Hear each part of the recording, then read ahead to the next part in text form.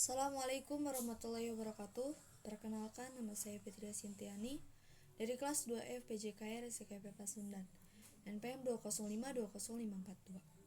Pada kesempatan kali ini, saya akan mempresentasikan mengenai mata kuliah Psikologi Pendidikan yang berjudul Perkembangan Inteligensi. Pada poin pertama, saya akan menjelaskan mengenai pengertian inteligensi atau kecerdasan. Secara etimologis, inteligensi berasal dari bahasa Inggris, yaitu intelligence, dan dari bahasa Latin yaitu intellectus, intelligentsia atau intelligent, yang berarti memahami. Jadi inteligensi adalah aktivitas atau perilaku yang merupakan perwujudan dari daya atau potensi untuk memahami sesuatu. Teori tentang inteligensi pertama kali dikemukakan oleh Sperman dan Ryan John Sproul pada tahun 1951. Mereka mengemukakan adanya konsep lama mengenai suatu kekuatan atau power yang dapat melengkapi akal pikiran manusia, yang dalam bahasa Yunani disebut dengan nous, sedangkan penggunaan kekuatannya disebut gnosis. Selanjutnya yang poin kedua atau B, yaitu teori-teori inteligensi. Ada beberapa teori terkait dengan perkembangan inteligensi. Di antaranya yang pertama yaitu teori two factors yang dikemukakan oleh Charles Sperman pada tahun 1904 yang berpendapat bahwa inteligensi meliputi kemampuan umum yang diberi kode G atau general factors dan kemampuan khusus yang diberi kode S, specific factors. Setiap individu memiliki kedua kemampuan ini, yang keduanya menentukan penampilan atau perilaku mentalnya. Yang kedua yaitu teori primary mental abilities yang dikemukakan oleh Thurston pada tahun 1938 yang berpendapat bahwa inteligensi merupakan penjelmaan dari kemampuan primer, yaitu kemampuan berbahasa, mengingat, nalar atau berpikir logis, tilikan ruang, bilangan, menggunakan kata-kata, dan kemampuan mengamati dengan cepat dan cermat. Yang ketiga yaitu teori multiply intelligence dikemukakan oleh J.P. Guilford dan Howard Gardner. Mereka berpendapat bahwa inteligensi dapat dilihat dari 3 kategori dasar, yaitu sebagai berikut.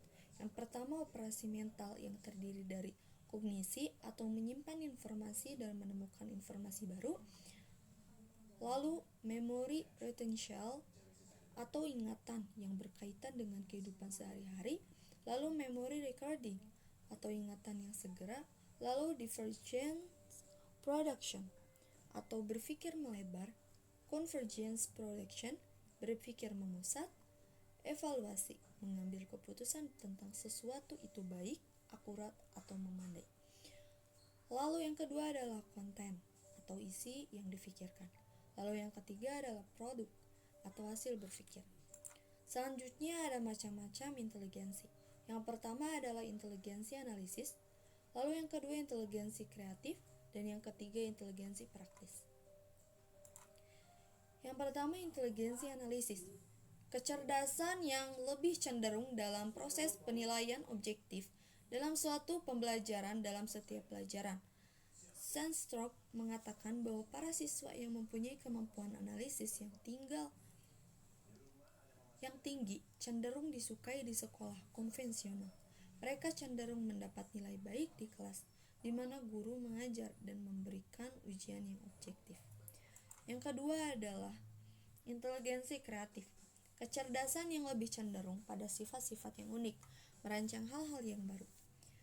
Sandstrom mengatakan bahwa para siswa yang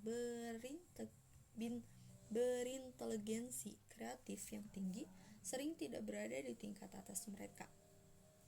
Para siswa mungkin tidak memenuhi harapan guru tentang tugas yang seharusnya dikerjakan.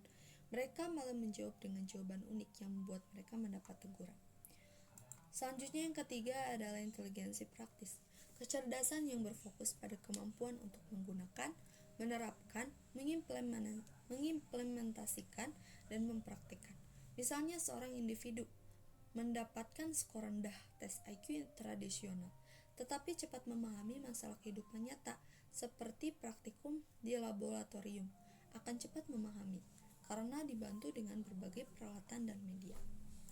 Selanjutnya D. Faktor-faktor yang mempengaruhi inteligensi. Yang pertama adalah faktor bawaan, di mana faktor ini ditentukan oleh sifat yang dibawa sejak lahir. Yang kedua adalah faktor minat dan pembawa khas, di mana minat mengarahkan perbuatan kepada sesuatu tujuan dan merupakan dorongan bagi perbuatan itu. Yang ketiga adalah faktor pembentukan, di mana segala keadaan di luar diri seseorang yang mempengaruhi perkembangan inteligensi. Yang keempat adalah faktor kematangan, di mana setiap orang dalam organ dalam tubuh manusia mengalami pertumbuhan dan perkembangan. Yang kelima adalah faktor kebebasan, berarti manusia dapat memilih metode tertentu dalam memecahkan masalah yang dihadapi, juga bebas dalam memilih masalah yang sesuai dengan kebutuhannya. Yang ke-10 adalah tes inteligensi. Tes inteligensi dikemukakan oleh Alfred Binet dan asistennya Simon pada tahun 1908 sampai 1911 yang dinamakan dengan tes Child-Metric de Intelligence atau skala pengukuran kecerdasan, yang terdiri dari sekumpulan pertanyaan yang telah dikelompokkan menurut umur atau usia 3-15 tahun. Pertanyaan ini sengaja dibuat mengenai skala sesuatu yang tidak berhubungan dengan pelajaran di sekolah, seperti mengulang kalimat yang pendek atau panjang, mengulang deretan angka-angka, memperbandingkan berat timbangan, dan lain sebagainya. Selanjutnya adalah tingkat inteligensi dari berbagai variasi. Yang pertama adalah jenius, kemampuan yang sangat luar biasa dalam tingkatan IQ di atas 140.